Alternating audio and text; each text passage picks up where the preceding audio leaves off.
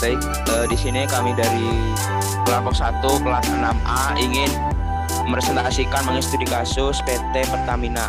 Ya, dari kelompok 1 sendiri itu ada 16 orang. Yang pertama ada pendahuluan. PT Pertamina Persero merupakan salah satu perusahaan besar BUMN di Indonesia. Perusahaan BUMN ini bergerak di bidang perminyakan. Bisnis yang dijalankan oleh PT Pertamina ialah pengolahan minyak yang dimulai dari hulu hingga hilir dan pemasarannya. Oleh karena itu, PT Pertamina merupakan salah satu perusahaan yang paling berpengaruh terhadap laju perekonomian negara Indonesia. Visi dan misi dari PT Pertamina. Nah, untuk value dari PT Pertamina ini itu adalah tata nilai sebagai komitmen perusahaan untuk mewujudkan visi dan misinya berdasarkan standar global dan penerapan tata kelola perusahaan yang baik. Tujuan dan prinsip PT Pertamina. Nah, silakan. Mungkin ada yang ingin bertanya terkait dengan ini langsung kepada kelompoknya ya.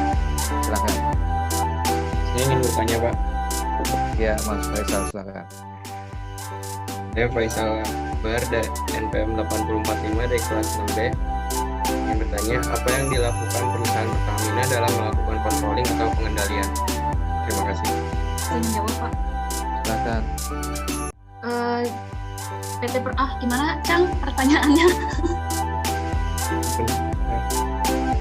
Tadi pertanyaannya, apa yang dilakukan perusahaan Pertamina dalam melakukan controlling atau pengendalian?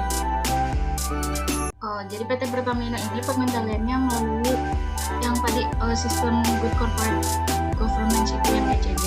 Karena kan BCG itu merupakan mekanisme atau sistem yang mengarahkan dan mengendalikan perusahaan agar sesuai harapan para pemangku kepentingan stakeholder. Jadi kayak ada prinsip-prinsipnya gitu, ada transparency, accountability, responsibility, independence, dan fairness. Itu jadi kalau yang Pertamina ini pakai sistem BCG. Yang terhormat Bapak Sufrin Hanan selaku dosen mata kuliah manajemen strategik dan juga teman-teman semua kelas 6A dan juga kelas 6B.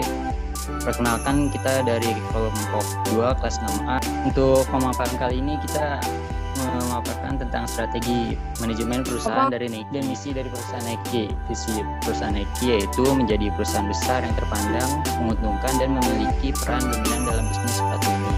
Dan misinya adalah menghasilkan laba yang pantas untuk mendukung pengembangan perusahaan. Dan tujuan utama dari perusahaan Nike ini adalah menghadirkan produk sepatu olahraga untuk bidang olahraga atletik.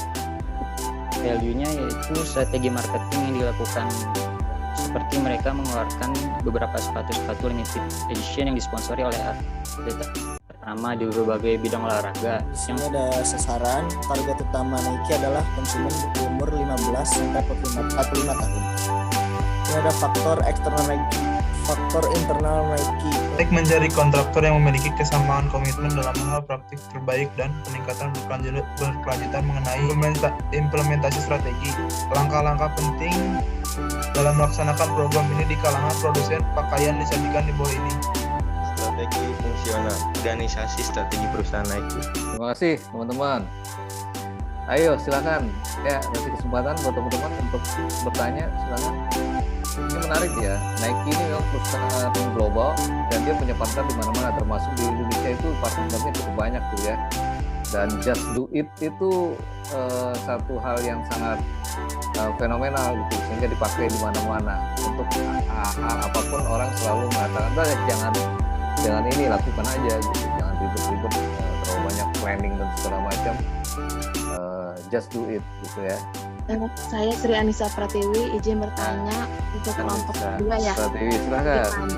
Bagaimana kondisi persaingan faktor eksternal perusahaan Nike ini? Ya, kalau faktor eksternal Nike itu yang mempengaruhi itu ada empat faktor persaingan, kondisi ekonomi, faktor sosial, terus ada persoalan hubungan peraturan. Jadi faktor yang berasal dari luar perusahaan Nike ini, persaingan yang paling ketat itu ada di ekonomi, faktor sosial, dan persoalan hukum. Itu Sri. Ya, cukup Bayu, makasih. Assalamualaikum warahmatullahi wabarakatuh. Kami dari kelompok 2 kelas 6B ini mempresentasikan strategi manajemen perusahaan Nestle Indonesia. Nestle, ya oke. Ini ada nama-nama kelompok kami. Ya, di sini ada visi misi dari perusahaan Nestle Indonesia. Visinya itu yang pertama ada meraih kepercayaan konsumen dan menjadi perusahaan makanan dan nutrisi yang terkemuka di Indonesia. Pada perusahaan Nestle Indonesia menjalankan usaha secara bertanggung jawab dengan mematuhi ketentuan peraturan perundang-undangan nasional, standar internasional dan prinsip-prinsip bisnis perusahaan. Ini saya akan menjelaskan sasaran. Sasaran merupakan penjabaran dari tujuan, yaitu apa yang akan dicapai atau dihasilkan oleh organisasi atau perusahaan dalam jangka waktu tertentu. Di sini sasarannya ada 2, sasaran tahunan dan sasaran jangka panjang.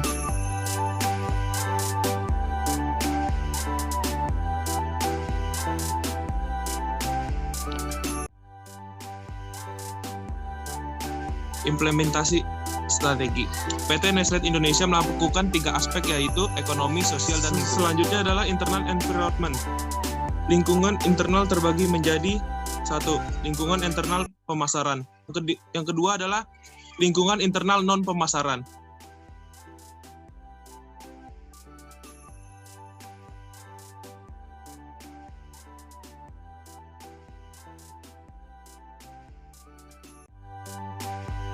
Oke, satu pertanyaan dari Siti Nurul Muna, silakan. Baik, Pak.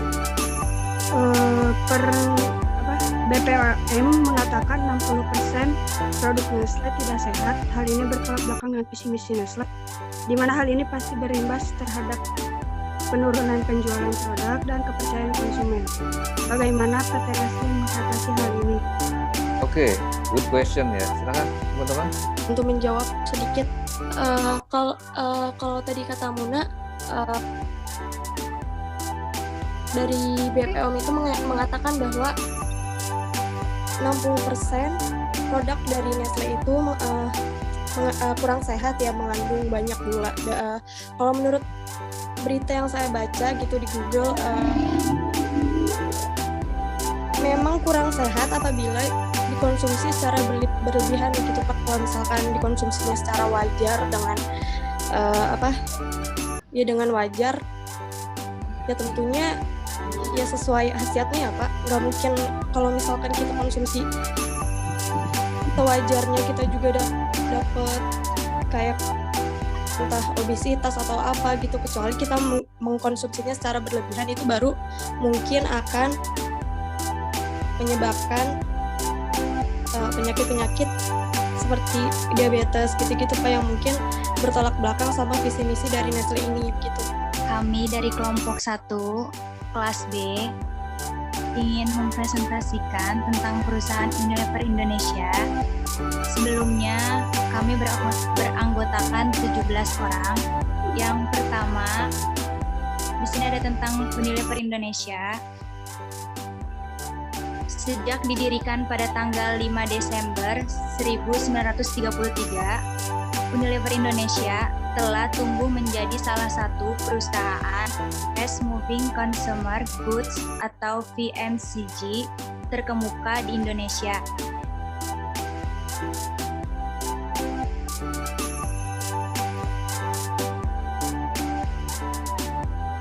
Terima kasih. Ada pertanyaan? Silakan teman-teman yang lain, ada pertanyaan buat grup pertama 6B. Saya Pak mau nanya. Silakan Mas Faris. Saya Pak Ali Saputra, MPN 8005 dari 6A.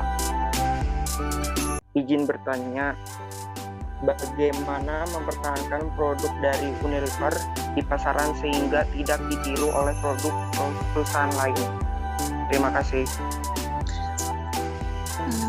Mungkin dari inovasi-inovasi, terus supaya tidak ditiru oleh perusahaan-perusahaan lain, PT Unilever bisa mempatenkan hak produknya seperti mereknya, terus produk-produknya yang seperti dari kemasan juga, segel-segelnya, terus